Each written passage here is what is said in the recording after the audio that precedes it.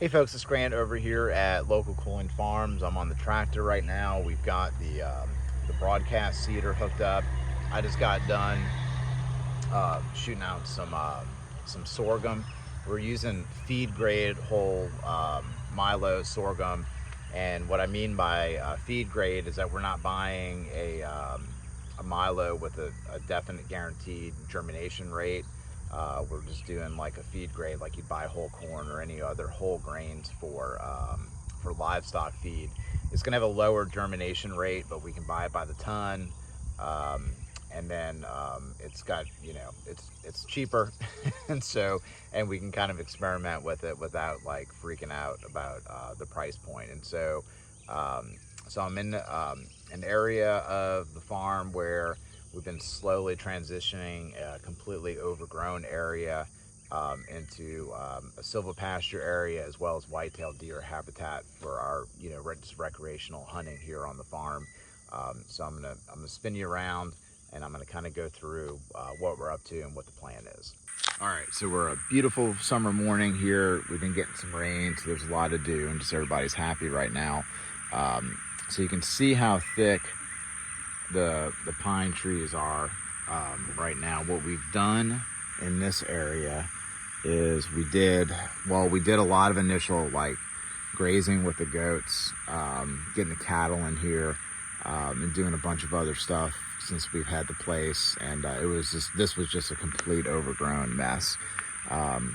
And so after getting in there with the livestock and kind of like, getting it to where we're gonna actually get up in here, we started selectively cutting and leaving a couple of things. And so yes, the pines are way too close right now, but when you're throwing around the chainsaw and you're in that mindset, that groove, to a chainsaw, a tree is something to be cut. And so you can kind of get out of hand pretty fast if you get out there and you just start cutting real quick, because it's a lot easier to cut a tree down than it is to plant a tree and get a tree to grow. And so we left a lot, and then we did several thins, and then we went with the pole saw, and then we cut all the lower branches of every pine tree that we're leaving. Even if we are eventually going to cut the tree down, we did this because we want to be able to drive the tractor underneath it, and then we also wanted to be able to let more sunlight down into the ground without having to cut the tree down, so that way we have the flexibility of keeping, what trees we wanted to keep. We've got a lot of down trees and debris still on the ground. Like that is that's a sweet gum that we cut down, and we still have the stumps in the ground. And so we got to be careful driving through here with the tractor. That's one reason why I left all the trees, is so I know where the stumps are, so I don't, puncture a tire or do something really stupid with the tractor. And so we need to go through and start collecting the stuff, ripping the stumps out with the Bobcat. We've got a stump bucket with the Bobcat. So we're going to come in here with the stump bucket of the Bobcat, and then we're also going to be using the Bobcat to gather up all the remnant debris to do a burn pile. And so today is the 12th of June. We just grazed the cattle in here, and then we grazed the goats in here, and then we bush hogged, and now we're seeding. So we're doing the cow goat bush hog seed. So we've hit it in here 4 different ways, and then we're going to let it rest. And then we're going to come back here, and then we're going to graze. So the cattle should be back in here. So today is June 12th. The cattle should be back in here about the first or second week of July. And so nothing's going to be back in here, for about 4 to 5 weeks, depending on how the grazing goes and depending on how much rain we get.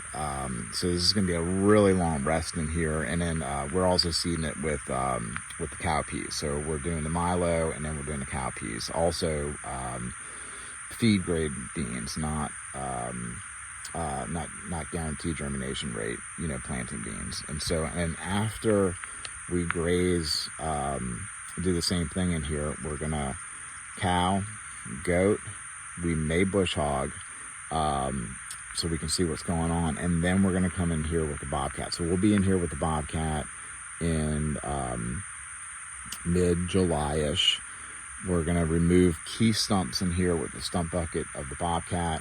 And then we're going to get into that real thick area where we have, just, probably 100 sapling pines that we dropped, anywhere from 4 to 8 inches in diameter.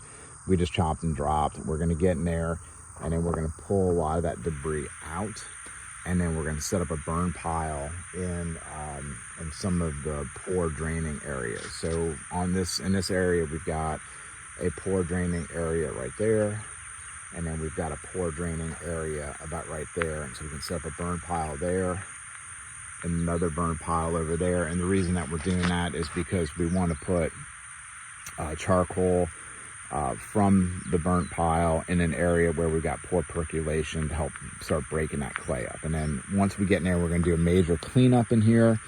We're going to do anything else that we need to do, for our whitetail hunting, and then we're going to let it rest again. And then the animals won't be back in here to graze until like towards the end of August. And then we're going to graze it again. We're going to do any other cleanup, and then we're going to seed it, maybe more specifically for whitetail. And then we may or may not graze it the next cycle. We may actually skip this area with the livestock, so that way we can let it rest, let it cool down, let it grow up a little bit more for our whitetail hunting. And then if we do well with early deer season, then we'll just shut the hunting down and go back to grazing. And so that's our kind of plan for this area. But the big theme of this area is SylvoPasture is what we're trying to get going on back here. We've come a long way. We still have a long way to go, but we're doing it in a very slow, successive way to where we can develop this habitat. And speaking of hunting, the other hunting that we actually may do this year is going to be rabbit hunting.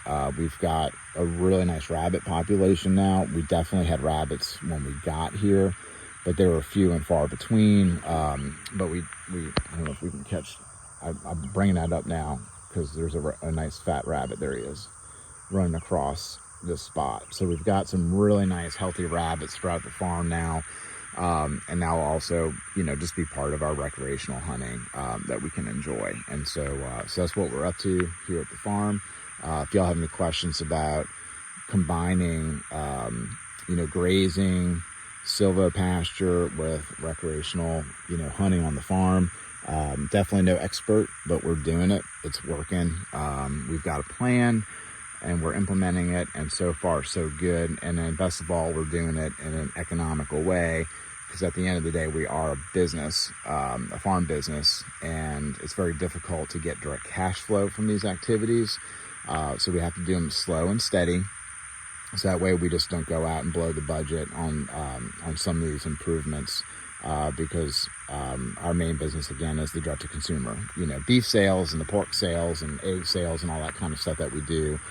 So we can't sacrifice expensive SylvoPasture improvements and then take away cash flow from those other enterprises. So that's a whole nother topic. But anyway, thanks for listening. If you have any questions or comments, again, just put it in the chat, share the video, do whatever y'all need to do. Hopefully y'all will have a good one.